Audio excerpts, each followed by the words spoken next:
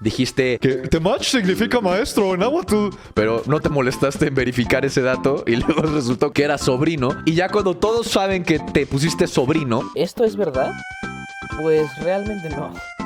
En náhuatl, la palabra temach o tlamach, dependiendo de la región, porque dependiendo de la región se puede pronunciar diferente, significa enseñanza. Dependiendo la posposición, puede adquirir otro significado, como en la palabra temachtiani, donde tiani significa persona que hace algo, así que literalmente significa la persona que enseña, o temachtilistli, que significa clase o lección.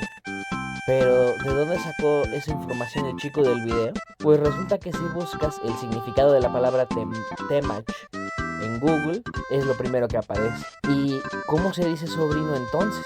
Pues se dice machtli o piyotl. Recuerda que el náhuatl no es un idioma estandarizado, así que las palabras y la pronunciación dependen mucho de la zona o la comunidad, así como la ortografía. Así que es muy difícil encontrar traducciones fidedignas o fiables en internet.